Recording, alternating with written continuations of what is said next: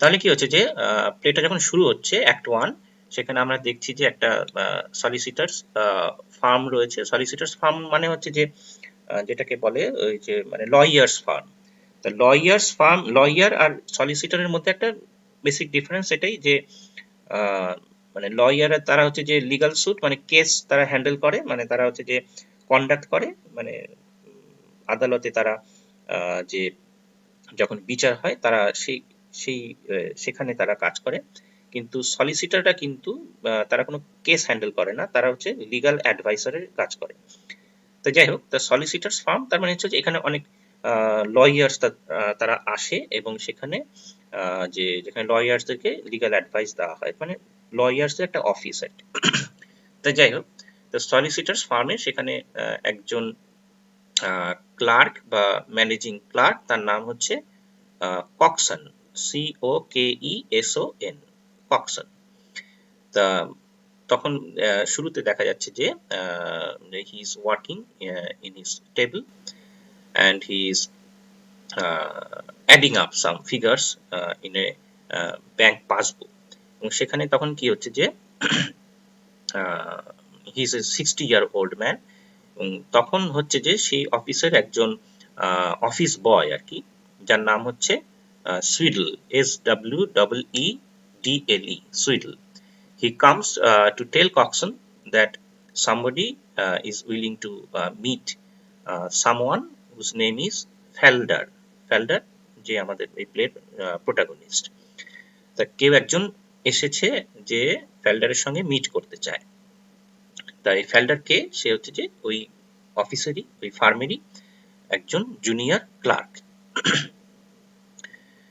তখন কি হয় যে কক্সন সে মানে তার সাথে মিট করতে সে রাজি হয় না আর কি।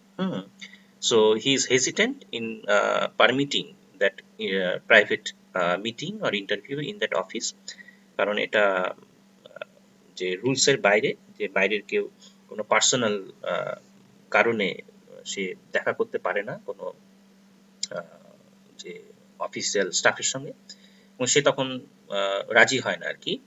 এবং কক্সনের আরেকটা ব্যাপার হচ্ছে যে মানে he is a devout Christian, মানে খুব ধার্মিক মানুষ আর কি। এবং ওকে এখানে ধার্মিক হিসেবে প্রেজেন্ট করা হয়েছে, তার পেছনে একটা বড় কারণও আছে, যাই হোক সেদিকে আমরা পরে আসবো।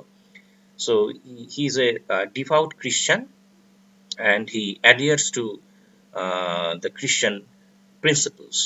হুম, ভীষণ রকম ভাবে সে যে খ্রিস্টান ধর্মীয় যে নীতি, সেটাকে সে ভীষণ রকম ভাবে মেনে চলে আর কি। And he does not like to entertain any kind of private callers in that office, as it goes against the rule. তখন কি হয় যে যে মিট করতে এসছে সে তার নামটা আমরা পরে জানতে পারি, তার নাম হচ্ছে Ruth Honeywell, RUTH, Ruth Honeywell, HONEYWILL, Honeywell. তখন কি হচ্ছে যে রুথ হানিওয়েল সে যখন মিট করে কক্সনের সঙ্গে, she tells Coxon that he could not see Felder in his office। এবং তখন কি হয় যে রুথ যখন ইনসিস্ট করতে থাকে বারবার যে তার ভীষণ প্রয়োজন ফেল্ডারের সঙ্গে দেখা করার, যে এবং সেই কথাটাও বলে যে it's a question of life and death for her. তখন এই কক্সন কি হয় যে সে রিলেন্ট করে, মানে কিছুটা তার মনে হয় যে সে তখন তার এই মানে সে আবার তাকে পারমিট করে যে দেখা করতে। এখান থেকে আমরা একটা দেখি যে কক্সনের মধ্যে কিন্তু এই চরিত্রের মধ্যে একটা দিক রয়েছে, সেটা হচ্ছে যে মানে সে প্রথম দিকে সে রিলাক্টেন্ট হলেও কিন্তু পরে রাজি হয়। তার মানে থেকে বোঝা যায় যে he is somewhat a kind of a sympathetic person, কারণ রুথের এই সমস্যাটা সে কিছুটা হলেও রিয়ালাইজ করতে পারে। তো কক্সনের ক্যারেক্টারের মধ্যে এই জায়গাটা রয়েছে, সে হচ্ছে একজন ভীষণ রকমের ধার্মিক মানুষ, কিন্তু একই সঙ্গে কিন্তু তার সে ভীষণ সিম্প্যাথেটিক। তো যাই হোক, এবং এই সময়টা আমরা দেখছি যে just at this point Falder comes এবং ফেল্ডারকে আমরা দেখি যে তার একটা physical description সেখানে রয়েছে. He is rather a pale and nervous person. So at that time, Coxon leaves the room, telling Felder that he must not take more than a minute with the woman. বেশি সময় নেওয়া যাবে না. এবং সেই সময় কি হয় যে Ruth tells Falder her harrowing tale of woe, সেখানে আমরা তার পুরো ঘটনাটা জানতে পারি যে রুথের সমস্যাটা কোথায়, যে she is a married woman এবং সে হচ্ছে ভীষণ রকম ভাবে যে টর্চার্ড তার হাজবেন্ডের দ্বারা, এবং সেই কারণে সে যে she is willing to get divorced from that person, এবং সেখানে সে এসে তার সমস্ত ঘটনাটা সেখানে বলে এবং এখান থেকে আমরা পুরো ঘটনাটা জানতে পারি, যার ফলে সে এই কথাগুলো বলে যে husband is a drunkard and he tried to kill her, যে মাঝে মাঝে মাঝে মাঝে এই ধরনের ঘটনা ঘটে এবং সেগুলো সে এখানে এসে ন্যারেট করে, and she somehow managed to save herself. And now she has left her husband with her children and she does not dare to go back again, even to take her things. হ্যাঁ, তা এই হচ্ছে ব্যাপারটা আর কি, যে সে তার সন্তানদের নিয়ে বেরিয়ে পড়ে এবং সে আর ফিরে যাবে না বলে এরকম সিদ্ধান্ত নিয়ে আসে. তার মানে এরকম একটা ক্রিটিক্যাল যে পয়েন্টে আমরা দেখছি যে একজন সেই সময়ের যে প্রেক্ষাপটে একজন ম্যারিড ওম্যানের যে কন্ডিশনটা আমরা এখানে খুব ভীষণ রকম ভাবে প্রকট হয়েছে আর কি. যাই হোক, তা এখানে তারপরে আমরা দেখছি যে from their conversation we come to know that Ruth is an unhappy married woman and who is in love with Felder. তা এই বিষয়টা আমাদের কাছে ধীরে ধীরে স্পষ্ট হয়. And Felder too loves her passionately and he is also determined to rescue her from that hell. তাহলে ফেল্ডারের যে ভূমিকাটা আমরা এখানে অ্যাক্ট 1 এ বুঝতে পারছি যে সে রুথকে হেল্প করতে চায় বা তাকে রেস্কিউ করতে চায় বিকজ শি ইজ ইন আটার ডিস্ট্রেস. তো এটা একটা খুব টিপিক্যাল বা কনভেনশনাল একটা দিক আর কি গল্পের, যে গল্পে আমরা দেখি একজন খুব হেল্পলেস একজন ওম্যান, যে গল্পের যে রুথ এখানে হচ্ছে যে সে একজন খুবই মেজর ক্যারেক্টার বা হিরোইন কথাটা বলা যেতে পারে. তা সেখানেও দেখা যাচ্ছে সে she is represented as a helpless woman এবং সেই হেল্পলেস ওম্যানকে রেস্কিউ করার জন্যই কিন্তু এখানে ফেল্ডারের মূল ভূমিকাটা আমরা এখানে দেখব. তো যাই হোক, তাই এই দিক থেকে এটা কিন্তু প্লেটা যেমন আনকনভেনশনাল অনেক ক্ষেত্রে, আবার এই দিক থেকে কিন্তু ভীষণ রকমের কনভেনশনাল, কারণ সব কনভেনশনাল গল্পেই আমরা কি দেখি যে একজন নারী সে খুব অসহায় এবং সেই অসহায় নারীকে রক্ষা করার জন্য একজন পুরুষ থাকে, সেই গল্পের হিরো থাকে এবং ফেল্ডার সেই দায়িত্বটা সে নিচ্ছে এবং রুথও এক্সপেক্ট করছে যে ফেল্ডার এই দায়িত্বটা নেওয়ার যোগ্য বা সেটাই বা এটা তার এক্সপেকটেশন স্বাভাবিকভাবেই তৈরি হচ্ছে আর কি, যে ফেল্ডার তাকে রেস্কিউ করবে. তো যাই হোক, therefore ফেল্ডারের ক্ষেত্রে আমরা দেখছি যে he is also passionately in love with her and he is determined to rescue her from that hell and give her a happy home, যে তাকে শান্তি দেবে, সুখ দেবে, একটা সুন্দর ঘর দেবে, এই যে ব্যাপার আর কি, যে যেটা আমাদের সমস্ত গল্পে আমরা দেখি যে আমাদের সমাজ ব্যবস্থার মধ্যে তাই, যে একজন নারী সবসময় এক্সপেক্ট করে একজন পুরুষ তাকে ভালো রাখবে, তাকে সুখী রাখবে, একটা সুন্দর ঘর দেবে, এই যে ব্যাপারটা আর কি, যে তার এই অসহায়তাটাকে আমরা ভীষণ রকম ভাবে নার্চার করি, যে একজন নারী সবসময় হেল্পলেস থাকবে এবং সেই হেল্পলেস নারীকে রেস্কিউ করবে, তাকে সিকিউর করবে, তাকে ঘর দেবে, সুখ দেবে, শান্তি দেবে একজন পুরুষ, এবং যে পুরুষ দেবে সে হচ্ছে একজন আইডিয়াল ম্যান, সে হচ্ছে একজন আইডিয়াল ম্যান. এরকম আইডিয়াল ম্যানের সন্ধানে সব নারীরা থাকে এবং এটাকে খুব স্বাভাবিকভাবে আমাদের সমাজ মেনে নেয় যে নারী হেল্পলেস থাকবে আর পুরুষ তাকে সবকিছু সিকিউরিটি দেবে। তো যাই হোক, তাই এটা খুব টিপিক্যাল একটা ন্যারেশন, একেবারে ভীষণ কনভেনশনাল একটা দিক আর কি এই গল্পটার আর কি। যদিও গল্পটাকে আমরা খুব আনকনভেনশনাল ওয়েতে দেখছি, কিন্তু আবার অন্য দিক থেকে যদি দেখি যে গল্পটা কিন্তু নতুন কিছু বলছে না, একেবারেই টিপিক্যাল স্টোরিটাই বলছে। সে একজন অসহায় নারী, আর তাকে রক্ষা করতে একজন পুরুষ সে নিজেকে স্যাক্রিফাইস করছে। যাই হোক, এবার আমরা আসছি যে কি হচ্ছে যে we further know that Felder and Ruth have planned to leave the country that night. যে এই জায়গাটা আমরা বুঝতে পারছি যে তারা অলরেডি এগুলো তাদের প্ল্যানিং হয়ে গেছে, যে তারা এই দেশ ছেড়ে চলে যাবে, এই ধরনের তারা অলরেডি প্ল্যানিং করে রেখেছে। And Felder gives Ruth some money and asks her to wait for him at an appointed place at the appointed time. While Felder and Ruth are locked in a passionate embrace, kissing one another, Coxon comes back. তা এই জায়গাটা আমাদের একটু খেয়াল রাখার ব্যাপার যে Ruth is a married woman and now she is leaving her husband with another man who is supposed to be in love with her. তা আমরা যদি সেই সময় প্রেক্ষাপটে এটাকে দেখি, তাহলে সেক্ষেত্রে এটা খুবই একটা which goes against the convention, যেখানে any patriarchal society expect করে যে a woman should compromise everything or sacrifice everything for the sake of the security of her children, for the sake of the peace of her household, যার ফলে তাকে তার হাজবেন্ডের সঙ্গে compromise করে নিতে হবে, এটাই সবাই এক্সপেক্ট করে থাকে আর কি। তা সেখানে সে করছে না, সেই ক্ষেত্রে কিন্তু রুথের দিক থেকে এটা একটা বড় challenge. And again, she is having an affair with another person. So she is also on the verge of being charged with adultery. যার ফলে কিন্তু এই জায়গাটা কিন্তু রুথের ক্ষেত্রে একটা বড় চ্যালেঞ্জ, যে একদিকে তার লাইফে যেটা হচ্ছে একটা বড় ক্রাইসিস, যেটা তাকে ওভারকাম করতে হবে, আবার একই সঙ্গে তার হচ্ছে সোশ্যাল যে স্টিগমা, সেটার এগেনস্টে তাকে ফাইট করতে হবে।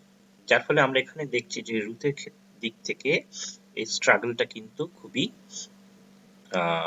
মানে খুবই মারাত্মক একটি স্ট্রাগল, যেটা ফেল্ডারের থেকেও অনেক বড় স্ট্রাগল। তো যাই হোক, when Ruth leaves, Coxon tells Felder that he should not encourage private callers to meet him in the office. He also gives him a pamphlet on purity in the home. তো কক্সন তখন কি করছে যে ফেল্ডারকে একটি pamphlet দিচ্ছে, যে প্যাম্পলেটটা কি বিষয় নিয়ে লেখা, সেটা হচ্ছে যে পিউরিটি ইন দ্য হোম।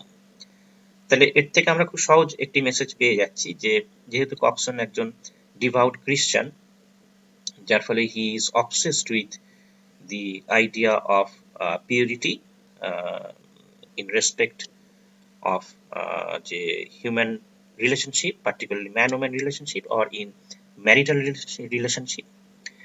তা সেই বিষয়ে সে একটি প্যাম্পলেট ওকে দিচ্ছে, এই পিউরিটির ধারণাটা ওকে বোঝানোর চেষ্টা করছে যে we should be pure in our relationship, especially in our marital relationship.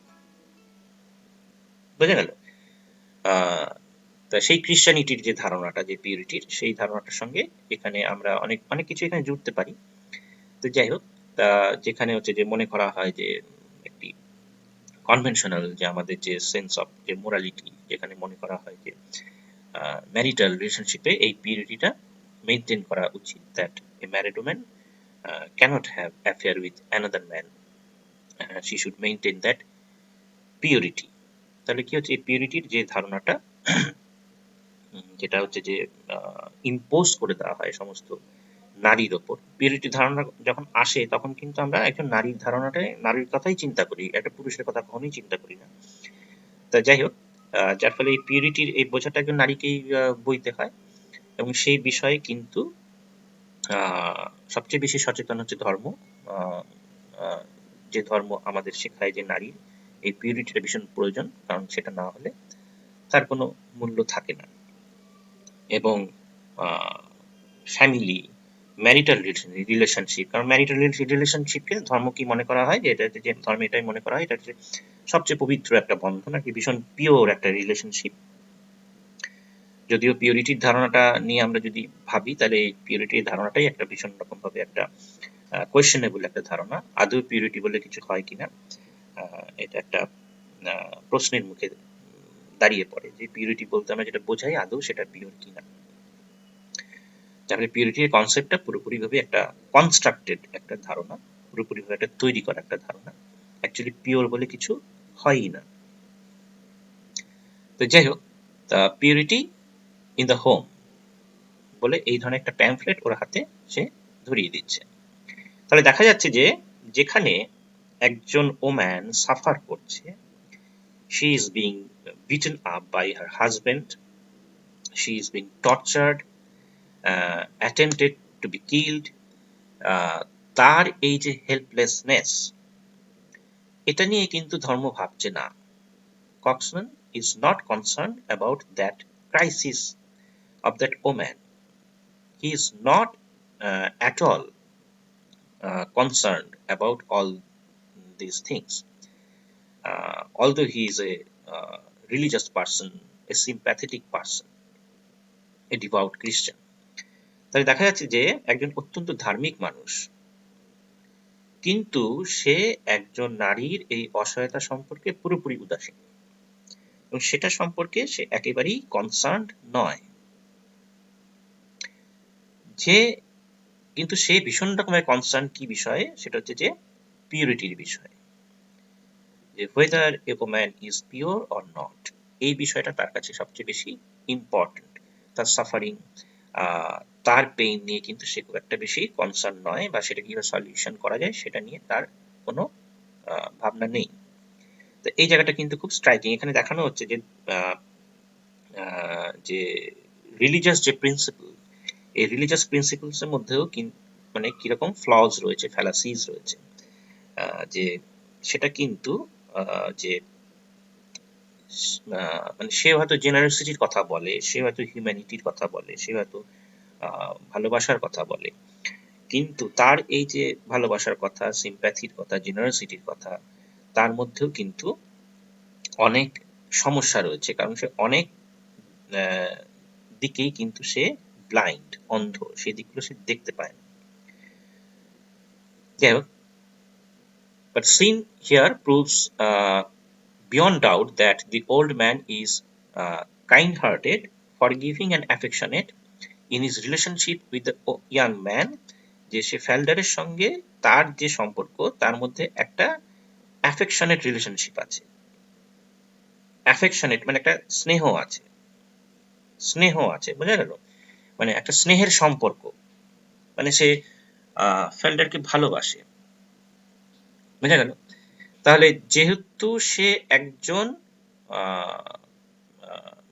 যে কি বলা যেতে পারে, যে সে একজন ধার্মিক মানুষ, রিলিজিয়াস পার্সন, তো স্বাভাবিকভাবেই সে কি হচ্ছে যে তার মানে নেচারের মধ্যে যে একটা জেনারসিটি, কোট আনকোট বলা যেতে পারে, বা এক ধরনের তার মধ্যে যে একটা অ্যাফেকশনেট নেচার কিন্তু রয়েছে, এবং সে ফ্যাল্ডারের প্রতি ভীষণ রকম অ্যাফেকশনেট। কিন্তু অ্যাফেকশনেট মানেই যে সে যে ভীষণ ওপেন মাইন্ডেড তা কিন্তু নয়। হ্যাঁ, যে কক্সনের চরিত্রের মধ্যে এখানেই সে সমস্যা, যে সে affectionate but he is not liberal. সে কিন্তু ভীষণ অর্থোডক্স, মানে গোড়া, বোঝা গেল? যেমন আমাদের পরিবারে কি হয়, যে অনেক অনেক মানুষ থাকে যারা আমাদের গুরুজন ব্যক্তি আর কি, তারা আমাদের প্রতি খুব অ্যাফেকশনেট হন।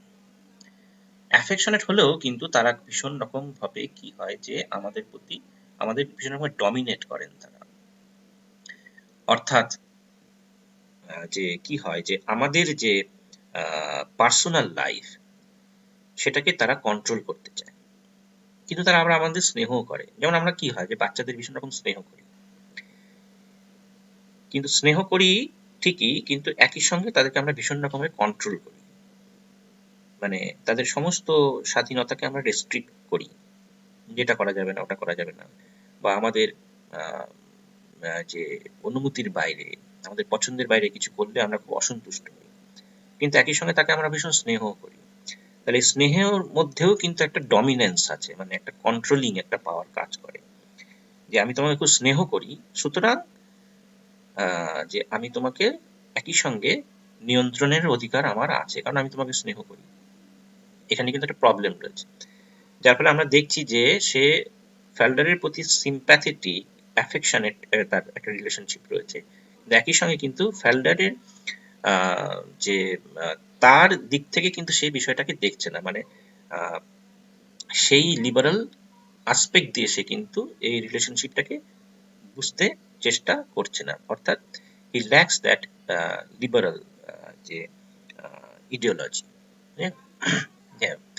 অ্যাজ ফেল্ডার গোজ ইনটু হিজ অফিস, তখন কি হয় যে Walter how, Walter how K, Walter How হচ্ছে যে, মানে সে হচ্ছে যে একজন junior partner of that farm, junior partner of that farm, বোঝা গেল, ওয়াল্টার হাউ।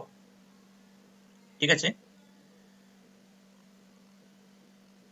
তো সেই সময় কি হলো যে as Falter goes into his office, Walter Howe, the junior partner of that firm, he comes in, and he's a young man of liberal views and of very pleasant manners. তা এই হচ্ছে Walter হাওয়ের পরিচয়, সে হচ্ছে একজন junior partner of that firm, he is also a solicitor, a lawyer, এবং সে হচ্ছে একজন young man of liberal views, of very pleasant manners, and his father James How. ঠিক আছে, তো ওয়াল্টার হাউ হচ্ছে যে young man, a junior partner of that firm, আর ওর ফাদার হচ্ছে জেমস হাউ। ঠিক আছে, সে হচ্ছে একজন senior partner of that firm, James How. ঠিক আছে, তাহলে এই দুটো চরিত্র আমাদের বুঝে নিতে হবে আগে, ওয়াল্টার হাউ আর হচ্ছে জেমস হাউ। হুম, এবং এরা দুজনেই হচ্ছে যে সলিসিটার, মানে হচ্ছে যে এরা দুজনেই কিন্তু লয়ার। হ্যাঁ, so the senior partner of that firm, James how, they both come, and here we see that James Howe, he discusses his business with his son, and while checking the balance in the bank, he finds some discrepancies and inquires of his son what exactly was the amount he had drawn a few days back. দেখা যাচ্ছে কিছু একটা ওদের হিসেবের মধ্যে একটা discrepancy, একটা ওরা যেটা হচ্ছে যে হঠাৎ করে অ্যারাইজ করছে, যে এবং এটা নিয়ে ওরা খুব concern. And Walter says it was 9 pounds, but the entry shows it was 90. হ্যাঁ, তাহলে বোঝা যাচ্ছে একটা বড় রকমের একটা ডিসক্রিপেন্সি হয়েছে অ্যাকাউন্টসে। So they are convinced that the check must have been altered by the person who cashed it. তার মানে যে চেকটা ইস্যু করা হয়েছিল সেটা হচ্ছে যে 9 পাউন্ডসে, কিন্তু যে ওটাকে এনক্যাশ করেছে, মানে চেকটা যে জমা দিয়েছে, সে পসিবলি ওখানে ওই নাম্বারটাকে অল্টার করে দিয়েছে, মানে হচ্ছে যে 9 থেকে ওর সঙ্গে একটা 0 বসিয়ে সেটাকে 90 পাউন্ড সে করে সেই টাকাটা সে তুলে নিয়েছে।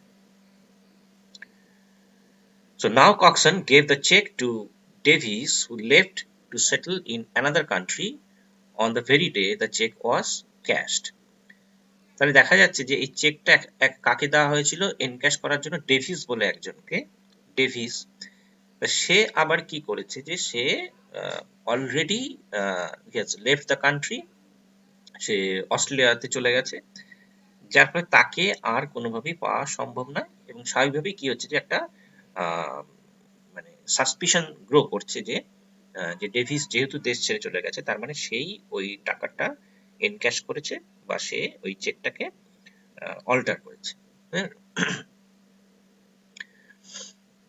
so Davies is the natural suspect, but James Howe wonders who altered the counterfoil of the checkbook.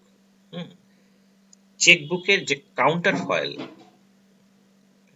তো তোমরা জানো, ওই কাউন্টার ফয়েল মানে হচ্ছে যে ওই চেকটা যখন ছিঁড়ে ফেলা হয় তখন কি হয় যে আরেকটা অংশ থেকে যায়। যে কোনো বিলেরই একটা কাউন্টার ফয়েল থাকে যেখানে যেখানে একই লেখাটা লিখে রাখা হয় যাতে বোঝা যায় যে ওই বিলটা বা চেকটা কাকে ইস্যু করা হয়েছে। তাই ওই ডকুমেন্টটা সেম ডকুমেন্ট ওই কাউন্টার ফয়েলে রাখা থাকে। তা ওই কাউন্টার ফয়েলটা যখন চেক করা হলো তখন দেখা গেল যে ওই কাউন্টার ফয়েলেও কিন্তু 90 লেখা রয়েছে। হুম, যার ফলে তাদের মধ্যে আবার নতুন করে সন্দেহ তৈরি হলো। তো সেটাই বলছে যে James how, that is the senior partner, মানে হচ্ছে যে ওয়াল্টার হাওয়ের যে father, he wonders who altered the counterfile of that checkbook which was with Walter on the day Davis left. তাহলে কাউন্টার ফাইলটা কার সঙ্গে ছিল? যে ওয়াল্টারের কাছে ছিল। হুম, এবং যেদিন ডেভিস অলরেডি চলে গেছে। তাহলে যদি তাই হয় তাহলে কাউন্টার ফাইলে কে ওই নাম্বারটা অল্টার করলো? এটা একটা প্রশ্ন থেকে যাচ্ছে, কারণ ডেভিস সেটা করেনি। তাহলে ডেভিস যদি চেকটাকে অল্টার করে থাকে তাহলে কাউন্টার ফাইলটা অল্টার করার সুযোগ তার থাকবে না, কারণ কাউন্টার ফাইলটা ওয়াল্টার হাওয়ের কাছে রয়েছে। তাহলে কাউন্টার ফাইলেও কি করে চেঞ্জ অল্টার করা হলো? তাহলে এর থেকে প্রমাণিত হয় যে ডেভিস এই কাজটা করেনি। The bank's cashier comes in and identifies Folder who had cashed the check. এবং তখন কি হয় যে ওই ব্যাংকের যে ক্যাশিয়ার তাকে ডাকা হয় এবং সে এসে তখন বলে যে ডেভিস নয়, it was Falder who actually had encashed the check. And Felder confesses and tells that he was in a daze while doing it all. এবং তখন ফেল্ডার এটা অ্যাডমিট করে এবং সে তখন এই কথাটি বলে যে it was just a minute of madness. It was just a minute of madness, এটা ফেল্ডারের কথা আর কি। তা ফেল্ডার তখন এটা কনফেস করে তার এই অফেন্সটি, এবং তখন সে বলে যে সে মানে হঠাৎ মুহূর্তের মধ্যে সে তার যে বিচক্ষণতা হারায় এবং যার ফলে আউট অফ ম্যাডনেস সে এই কাজটি করে ফেলেছে। ঠিক আছে, but James consider it a deliberate forgery. James, that is James how, the senior partner, মানে হচ্ছে যে ওয়াল্টার হাউয়ের যে father. So James how considers it A deliberate forgery. Forgery মানে হচ্ছে যে ফরজারি এক ধরনের ক্রাইম, যখন কোনো কিছুকে নকল করা হয়, সেটা চেকের ক্ষেত্রে বা সিগনেচারের ক্ষেত্রে যখন সেটাকে কেউ নকল করে আর কি, সেটাকে ফরজারি বলা হয়। তা সে বলছে আর কি জেমস হাউ এটা হচ্ছে যে deliberate forgery, and he refuses to let Fulder go on the plea that it was his first offense. ফাল্ডার যেহেতু অনেকদিন ধরে কাজ করছে সেই ফার্মে এবং কখনো সে যে মানে তার একটা মানে ক্লিন একটা রেপুটেশন রয়েছে, কিন্তু তা সত্ত্বেও জেমস হাউ এটাই বলে যে এটা কোনো এক্সকিউজ হতে পারে না যে সে কখনো কোনো অপরাধ করেনি, এটা তার ফার্স্ট অফেন্স এবং সেই কারণে তাকে ক্ষমা করে দেওয়া উচিত, এটা হতে পারে না। কিন্তু ওয়াল্টার হাউ মানে হচ্ছে যে তার ছেলে আর কি, যে জুনিয়র পার্টনার ওয়াল্টার হাউ এবং কক্সন, তারা দুজনেই বোঝায়, কিন্তু জেমস হাউ তাদের দ্বারা কোনোভাবেই কনভিন্সড হয় না। যার ফলে দেখা যায় যে Falder is handed over to the police. ঠিক আছে, তাহলে এইটুকু আমরা জানলাম যেটা হচ্ছে যে অ্যাক্ট 1 এর ঘটনা।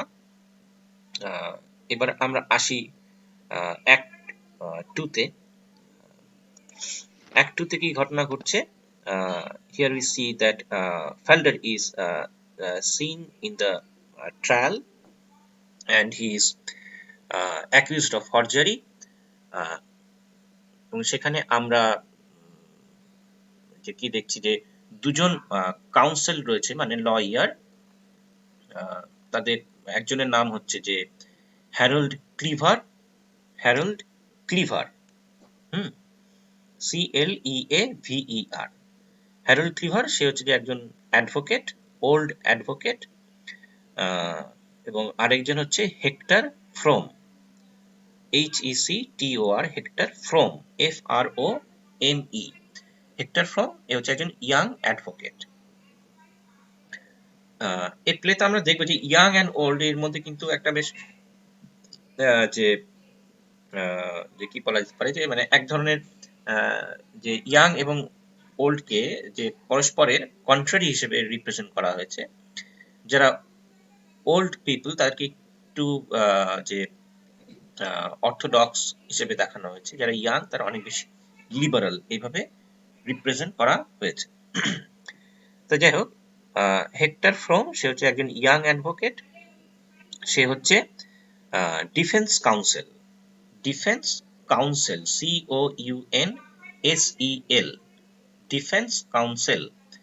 ডিফেন্স কাউন্সিল কাকে বলে? ডিফেন্স কাউন্সিল হচ্ছে যে সেই অ্যাডভোকেট বা লয়ার যে কি করে, যে হু রিপ্রেজেন্টস দি অ্যাকিউজড। বোঝা গেল? মানে যে হচ্ছে অ্যাকিউজড তার হয়ে যে ট্রায়ালে আর কি, যে তার হয়ে যে মানে তাকে যে তার ফেভারে যে বলে আর কি। বোঝা গেল? হু রিপ্রেজেন্টস দি অ্যাকিউজড তাকে ডিফেন্স কাউন্সিল বলা হয়। তাহলে এখানে ডিফেন্স কাউন্সিল হচ্ছে হেক্টর ফ্রোম, আর হ্যারল্ড ক্লিভার যে একজন ওল্ড অ্যাডভোকেট সে হচ্ছে প্রসিকিউশন কাউন্সিল। বোঝা গেল?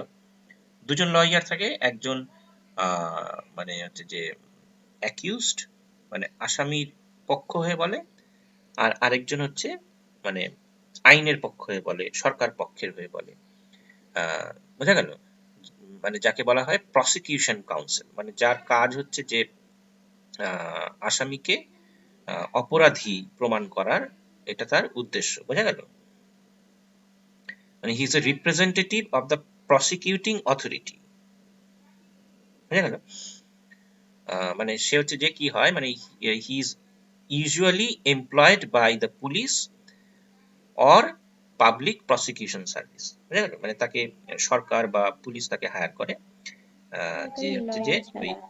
অ্যাকিউজ যে তার এগেইনস্টে বলে। ঠিক আছে?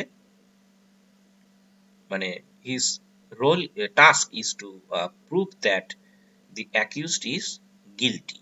এ হচ্ছে প্রসিকিউশন কাউন্সিল। ঠিক আছে? হ্যাঁ, কেউ কিছু বললে? না স্যার, বলছি যেহেতু অ্যারেস্ট হয়, মানে পুলিশ অ্যারেস্ট করে, সেই জন্য সরকারি যারা লয়ার থাকে তারা সবসময় অ্যাকিউজডকে দোষী সাব্যস্ত করার জন্যই কি? হ্যাঁ, মানে মানে যেহেতু মানে he is arrested by the police, তাহলে এখানে যে প্রসিকিউশন কাউন্সিল, তাহলে সে তার কাজ হবে যে তাকে যে অ্যাকিউজড তাকে কি বলে যে সে যে গিলটি সেটাকে প্রুফ করা। বুঝা গেল? মানে প্রসিকিউশন কাউন্সিল যে তার কাজই হচ্ছে যে যে অ্যাকিউজড তাকে তাকে দোষী দোষী দোষী সাব্যস্ত করা, সাব্যস্ত করাটাই প্রমাণ হচ্ছে করা। তার কাজ। যে এটা করবে সে হচ্ছে প্রসিকিউশন, মানে যে সে প্রসিকিউট করবে। প্রসিকিউট মানে কি? প্রসিকিউট মানে কাউকে শাস্তি দেওয়া, হুম। পানিশ করা। বুঝা গেল? তাহলে যার কাজই হচ্ছে পানিশ করা সে হচ্ছে প্রসিকিউটিং কাউন্সিল। বুঝা গেল? আর যার কাজ ডিফেন্ড করা সে হচ্ছে ডিফেন্স কাউন্সিল। এবং প্রসিকিউটিং কাউন্সিল সাধারণত তারা সরকার পক্ষের হয়ে কাজ করে। বুঝা গেল? বা প্রাইভেটলিও তারা হায়ার হতে পারে। যাই হোক,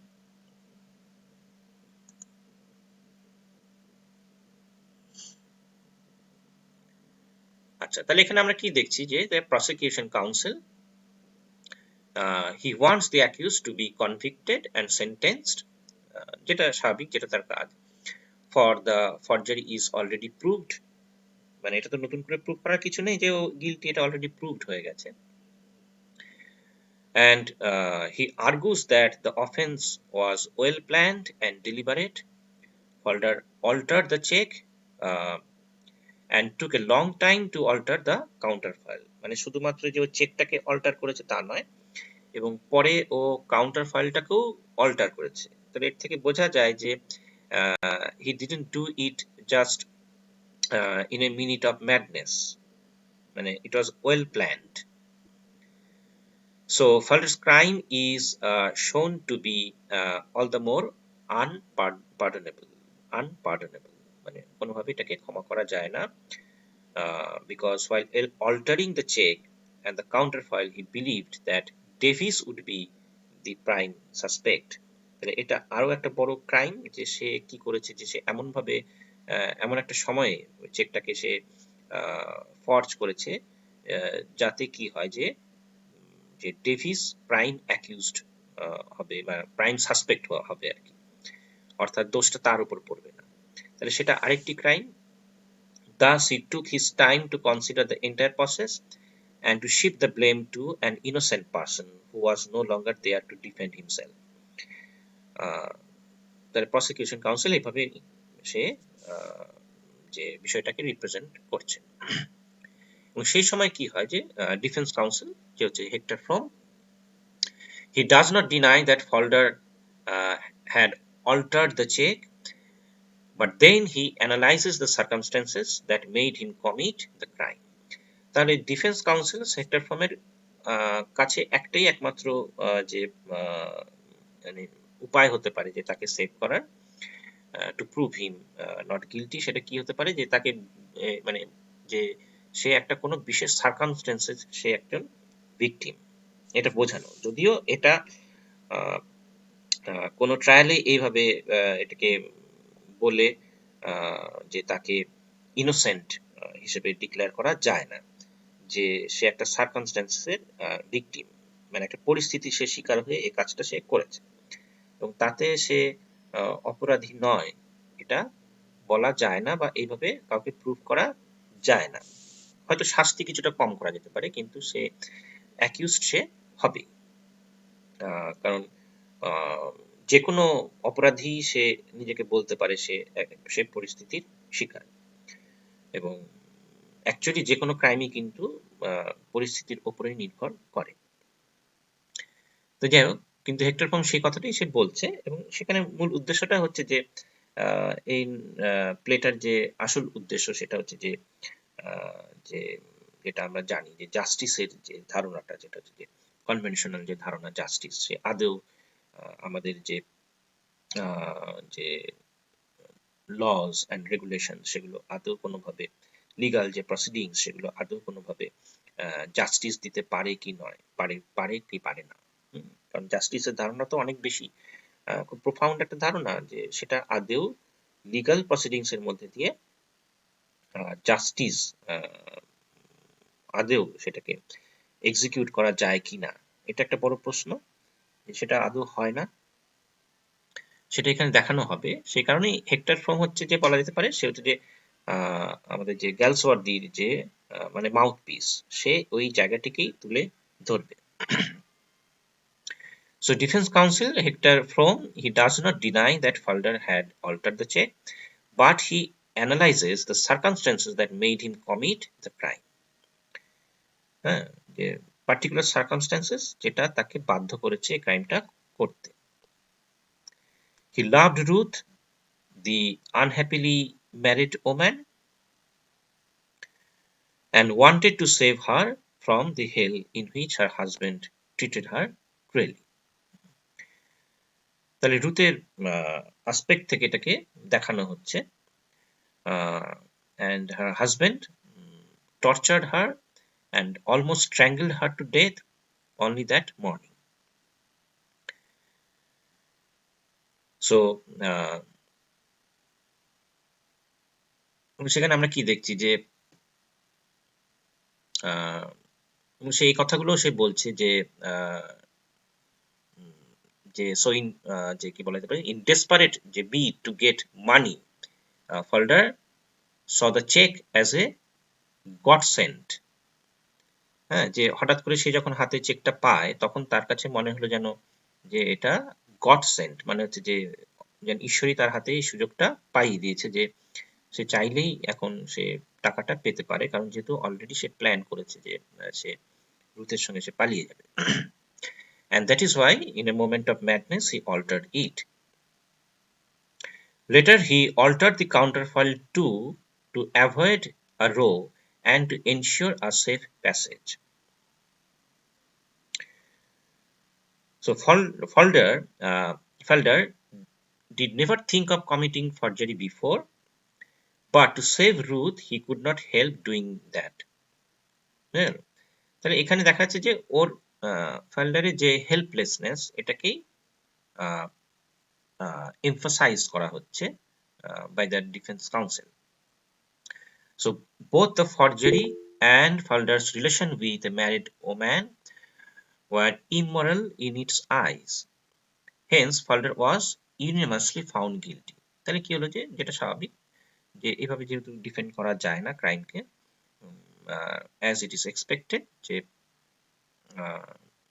Felder's relationship with a married woman সেটা হচ্ছে যে একটা immoral যে কাইন্ড অফ অ্যান অ্যাক্ট, যার ফলে সেটা দিয়ে তার ক্রাইমকে জাস্টিফাই করা যায় না, and hence Felder was unanimously found guilty and sentenced to penal servitude for 3 years. তো এখানে অ্যাক্ট 2 শেষ হচ্ছে। এবার আমরা অ্যাক্ট 3 তে আসি। যাই হোক, অ্যাক্ট 3 তে কি হচ্ছে, অ্যাক্ট 3 এখানে বেশ কয়েকটা সিন রয়েছে, সিনে ডিভাইড করা আছে অ্যাক্ট 3। সিন 1 সেখানে আমরা দেখছি যে the scene 1 it opens in a room in the prison. এখানে একটা খুব ইম্পর্টেন্ট দিক রয়েছে এই প্লেটার, সেটা হচ্ছে যে যেখানে হচ্ছে যে মানে সলিটারি কনফাইনমেন্ট, যেটা হচ্ছে যে ওই যখন কোনো প্রিজনারকে একা কোনো ঘরে যখন তাকে বন্দি করে রাখা হয় এবং সেটা কতটা টর্চারিং হয় সেটা দেখানো এই প্লেটার একটা অন্যতম উদ্দেশ্য। তো সেটাই এখানে সিন 1 এ আমরা দেখব। So the scene opens in a room in the prison. It is Christmas Eve, and between the governor and the warder there is a discussion about the prisoners, the old ones and the new. And then comes Coxon to see Felder. From what he says we know that the old man has some affection for him. এবং সেখানে আমরা দেখছি যে he says that Felder's sister is not permitted by her husband to see him and other sister is an invalid. তারপরে দেখা যাচ্ছে যে ওকেও মানে Felder is already যে already is declared as an immoral person এবং সবাই তাকে অ্যাভয়েড করছে, even his family members, যেহেতু সে একজন বিবাহিত মহিলার সঙ্গে তার অ্যাফেয়ার রয়েছে। তো সেখানে দেখা যাচ্ছে যে মানে সে একই সঙ্গে মানে he is convicted by the law and at the same time he is socially stigmatized and ostracized. Felder is already considered an outcast. মানে তাকে আউটকাস্ট করে দেওয়া হয়েছে, তাকে অস্ট্রাসাইজ করে দেওয়া হয়েছে even by his relatives. When Felder was sentenced, Ruth promised to wait for him, fending for herself. But she could not do so, and for the sake of her children, she decided to go to the workhouse. এখানে দেখা যাচ্ছে যে রুথের যে স্ট্রাগলটা after Felder was sentenced to যে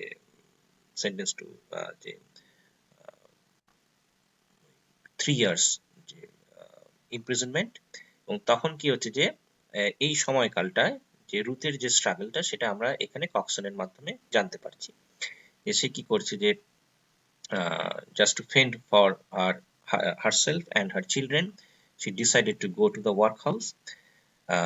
Coxon persuaded her not to do so, but as she found it impossible to earn a living, she saw no alternative to going back to her husband, the cruel drunkard. So Coxon told the governor how Felder was attached to her. Then Coxon resents the way the prisoners are treated. তো এখানে সেই জায়গাটা কক্সনের মাধ্যমে আমরা দেখতে পাচ্ছি যে যে প্রিজন হাউসগুলোর তার যে ডিপ্লোরেবল যে condition, how the prisoners R treated in the prison house, সেই জায়গাগুলো এখানে দেখানো হয়েছে এবং বিশেষ করে সলিটারি কনফাইনমেন্টের দিকটা। The solitary confinement has shattering effects on the mind of the prisoner. and the old man would not keep even his dog in such a miserable state, যেটা উনি বলছেন আর কি। But the prison doctor does not agree with him. Of course, Falder is nervous and melancholy, but his physical health is not affected. Coxon leaves with the assurance that governor will visit Falder soon. তো যাই হোক, scene 1টা এভাবে শেষ হচ্ছে এবং scene 2তে আমরা আসছি। ছোট একটা সিন, যেখানে আমরা কি দেখছি, the scene takes us to the prison cells of 4 prisoners. চারজন প্রিজনারের এখানে আমরা তাদের সঙ্গে ইন্ট্রোডিউসড হচ্ছি, তার মধ্যে ফল্ডারও একজন। The behavior of the first 3 shows abnormality, মানে এরা সবাই সলিটারি কনফাইনমেন্টের যে ভিকটিম, তারপরে এরা সবাই অ্যাবনর্মাল বিহেভ করছে। For they are all victims of loneliness. Felder too is found suffering terribly from melancholia and nervousness. melancholia মানে হচ্ছে যে যে মানে a kind of sickness, যেটা হচ্ছে যে that provokes যে কি বলা যেতে পারে, যে frustration, sadness, এই ধরনের। But the doctor says he is not different from others. The governor advises him not to think about his private affairs too much and to get over his afflictions. এবার আমরা আসছি scene 3-তে। Here we see that Falder is shown in his narrow cell. He is found standing on the floor, trying to hear something. He is motionless. Then he leaves a sigh and goes to the work allotted to him, and is lost in sadness. এই জায়গাটি একটু melodramatic ওয়েতে represent করা হয়েছে। He paces up and down like a helpless caged animal. যেমন হয় caged animal, বহুদিন ধরে বন্দি থাকতে থাকতে তার মধ্যে যেমন অ্যাবনর্মালিটি গ্রো করে, সেটা ওর ক্ষেত্রেও হচ্ছে আর কি। In the fading light, he peeps into a tin, trying to see his own face. He stands behind the door and tries to listen to something. Then the cell is lighted. Felder gasps for breath. He listens to a distant sound that grows louder, leaving him hypnotized. He creeps towards the door, but then he raises his clenched fist, pants violently, and flings himself on the door, beating desperately on it. তাহলে বোঝা গেল যে ও যে solitary confinement, সেটা তার মধ্যে যে মানে যে কতটা ডিপ্লোরেবল কন্ডিশন তৈরি করেছে, সেটাকে এখানে ইন্টেন্সিফাই করা হচ্ছে। যেটা বললাম যে এই সিনটা একটু মেলোড্রামাটিক্যালি প্রেজেন্ট করা হচ্ছে। যাই হোক, তা এবার আমরা অ্যাক্ট 4-এ আসছি। আচ্ছা, সেখানে আমরা কি দেখছি যে Ruth Honeywell, she comes to see Coxon in his office. And from their conversation we know that Falder is released from prison. তার মানে ওই 3 ইয়ার্স হয়ে গেছে অলরেডি, যার ফলে রুথ আর কক্সনের মধ্যে যে কনভারসেশন, সেখান থেকে আমরা জানতে পারছি যে Falder is released from prison. She was no longer living with her husband the day before he saw Falder. He was all skin and bone, মানে ফল্ডারের যে কন্ডিশনটাকে এখানে বলা হচ্ছে আর কি, যে ফল্ডার was all skin and bone and he was yet to find an employment. যে after he is released from the prison, যে when he faces the outside world, সেটা তার কাছে কেমন আর কি, যে দেখা যাচ্ছে যে সেখানে কি হচ্ছে যে he is being rejected by all, যে কোথাও সে আর কাজ পাচ্ছে না। Ruth tells Coxon the harrowing tale of her unhappy marriage with Honeywell, how she had to leave him, how she earned her living, and her humiliations and despair. তাহলে এখানে দেখা যাচ্ছে যে a woman who has left her husband, left her family, and facing the outside world and trying to earn a livelihood for herself, তার ক্ষেত্রে একটা struggle. And Felder, who is released from his 3 years imprisonment, and he is also facing the outside world and trying to earn a livelihood. তা এখানে এই দুটো জায়গা থেকে যদি আমরা দেখি, তাহলে এটা খুব ইন্টারেস্টিং যে একটি মেয়ে সে কিভাবে সমাজের সঙ্গে সে তার যে এনকাউন্টার সেটা কিভাবে সে হচ্ছে আর কি, সেটাকে সে কিভাবে ফেস করছে। আবার একজন পুরুষ, তার ক্ষেত্রেও একই ধরনের সমস্যা, কিন্তু আবার কিছুটা ডিফারেন্টও। দুজনেই আর্ন করতে চাইছে, কিন্তু দুক্ষেত্রেই তাদের ক্ষেত্রে নানান ধরনের যে সমস্যাগুলো তৈরি হচ্ছে। Felder is rejected by all because he is a convict, uh, and Ruth is also rejected by all because she has left her husband. তারপরে দুজনেই এখানে মানে ক্রিমিনাল হিসেবে ট্রিটেড হচ্ছে সোসাইটির কাছে।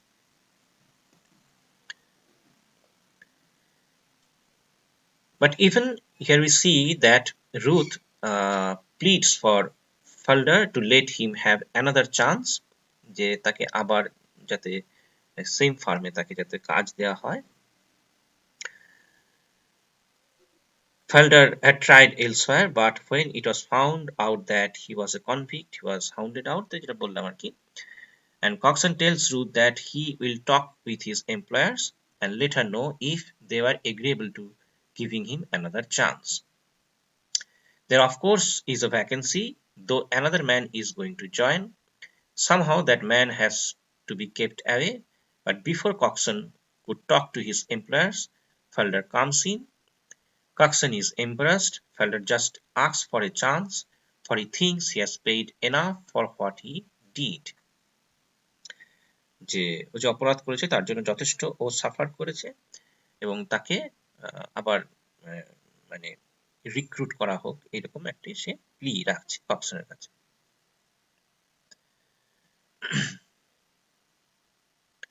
So Coxon understands his situation and he promises to help him with another chance. As they are talking, James Howe and Walter Howe come in. তার মানে সব চরিত্র এখানে এক জায়গায় হয়ে গেছে। They greet Felder. Coxon asks them to consider giving Felder another chance, for he has atoned enough for what he did. তাই কক্সন কি হচ্ছে যে ফেল্ডারের ফেভারে সে বলছে যে he has already atoned enough.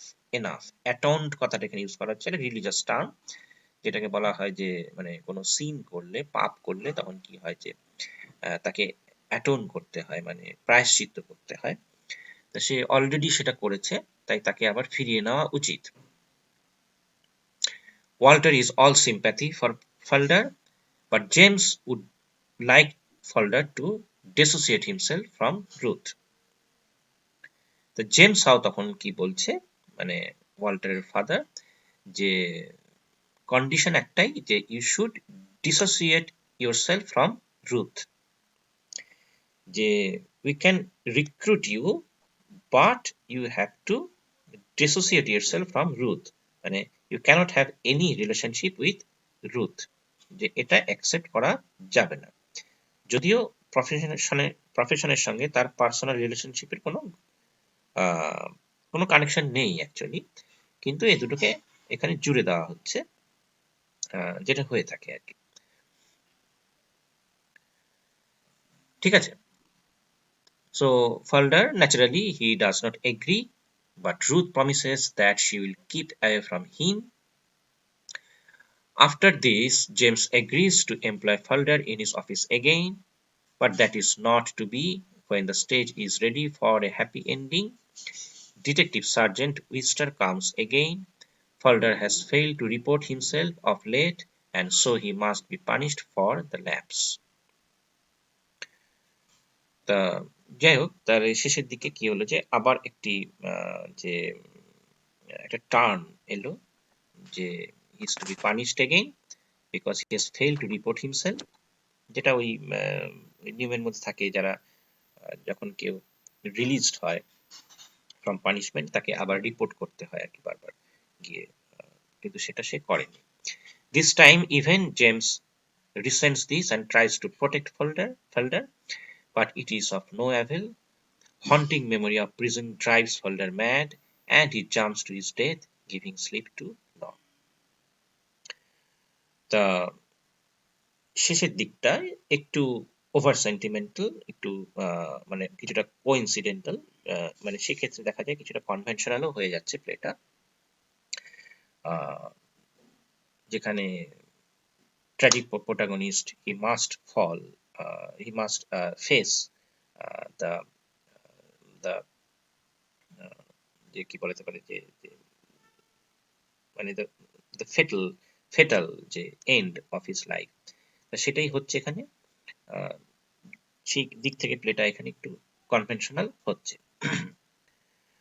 And here we see that Coxon rightly says, no one will touch him now, never again, he is safe with gentle Jesus. একটা religious dimension দেওয়া হচ্ছে platter শেষে।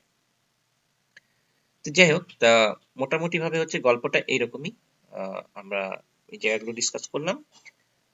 নেক্সট দিন আমরা এই platter কিছু themes বা কিছু আইডিয়াস যেগুলো প্লেটার মধ্যে রয়েছে সেগুলো নিয়ে আমরা ডিসকাস করব। ঠিক আছে, আজকে তাহলে এইটুকুই থাক। হ্যাঁ স্যার, খুব ভালো